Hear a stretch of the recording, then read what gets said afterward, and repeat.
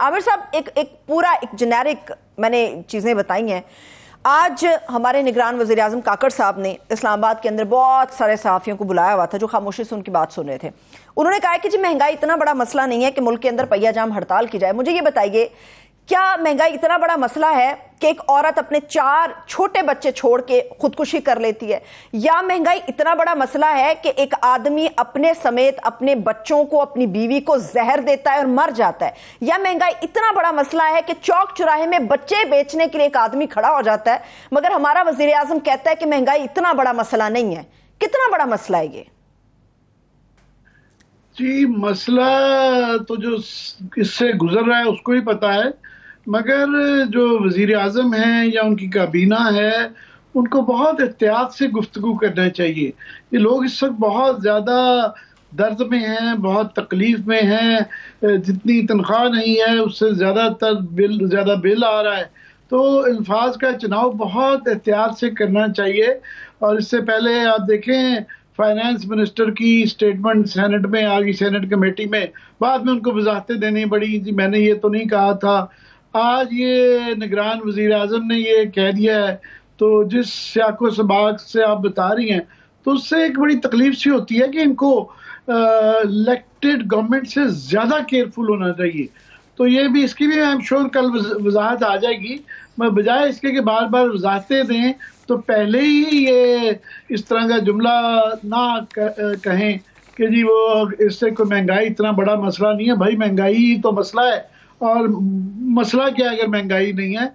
और ख़ास तौर पे जब ये महंगाई ये इतना वो कहते हैं ना, जैसे मल्टी हेडेड मॉन्स्टर बन चुका है इस वक्त, ये कि वो जो कई सरों वाला अज़दा मेरा कहा जा सकता है कि ये महंगाई एक सारा है, एक बेरोजगारी उसका सारा है, एक उसका सबसे बड़ा सर जिससे भुगत रहे हैं, सारों में तफसील बात करते हैं कि बिजली का, पेट्रोल का, ये सारे मसले इतने ज़्यादा हैं, और आईनी और सियासी बहरान उसके साथ साथ चल रहा है।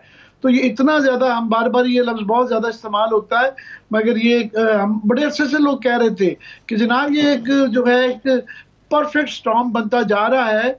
और ये सारे फैक्टर्स को जब आप मिला देते हैं तो जाहिर है फिर कुल जो है देखिए उसका नतीजा तो बड़ा खौफनाक है। ख़ास तौर पर कोई बाहर से देख रहा है उसके लिए भी खौफनाक है, जो लोग भुगत रहे हैं उनके लिए भी खौफनाक है। तो मगर एक ज़रूर है कि हमारा एक बड़ा एक तरीक़ाकार बन गया है कि जब तक कोई चीज़ हमारे सर पे ना आ जाए हम उसकी बारीकियों पे नहीं गौर करते। फॉर एग्जाम्पल, लोड शेडिंग जब बिल्कुल बहुत बढ़ गई थी, 18-18 घंटे शुरू हो गई, तो हमें ख्याल आया ओहो ये तो अब इसका कोई नतीजा निकालना पड़ेगा, इसका हल निकालना पड़ेगा।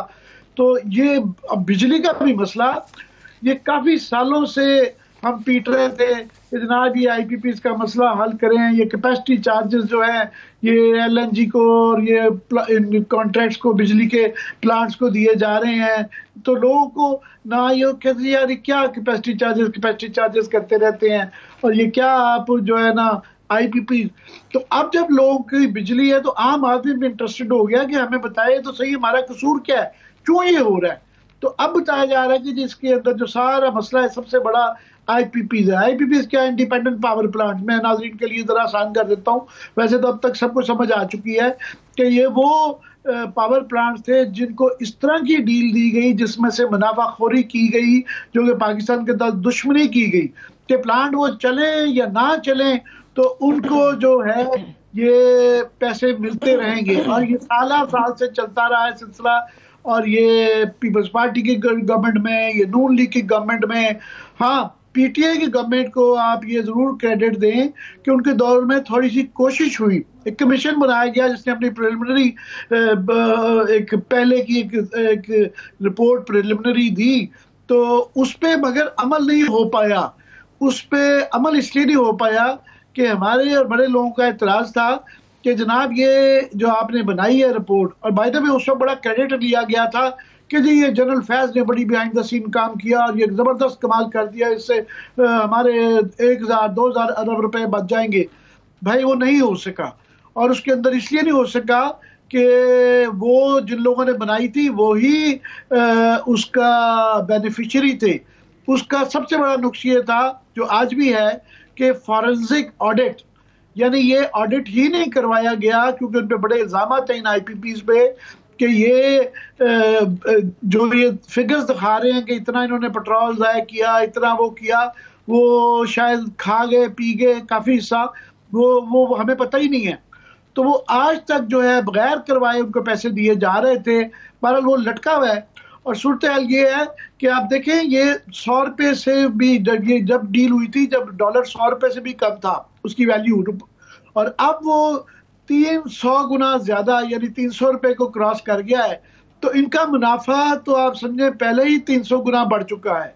सो अभी ये कहा जा रहा है कि नहीं जी वो इंटरनेशनल कॉन्ट्रैक्ट्स हैं उनको नहीं छेड़ा जा सकता क्योंकि उसके पीछे पाकिस्तान के ताकतवर तरीन इंडस्ट्रियलिस्ट जो है वो बैठे हुए हैं और लोग पिस रहे हैं, अवाम पिस रही है और उनको अभी भी हौसला नहीं किसी का पड़ रहा कि उन पे हाथ डाल सके और कि नहीं जी हम नहीं कर सकते, वो देखे ना वो तो कॉन्ट्रैक्ट है। भाई उनको ये सीधी सीधी बात करके उनसे बात की जा सकती है और गुंजाइश निकल सकती है कि भाई मुल्क इस वक्त क्राइसिस में, अगर आपने ये पैसे बजाय इसके कि अवाम को ठोके जाएं ये पैसे, उनसे अगर कोई 700-800 अरब या 1000 अरब रुपए की रिलीफ ली जाती है कि सिर्फ मुनाफा कम कर दें तो ये अवाम को ट्रांसफर किया जा सकता है। और अगर नहीं वो करते तो उनका एक ऑडिट करवाने की जरूरत है, उनके ऊपर ये कहें जी हम आपका भी हिसाब करते हैं और रात से पहले उनके कान से मरोड़ के उनसे पैसे निकलवाए जा सकते हैं।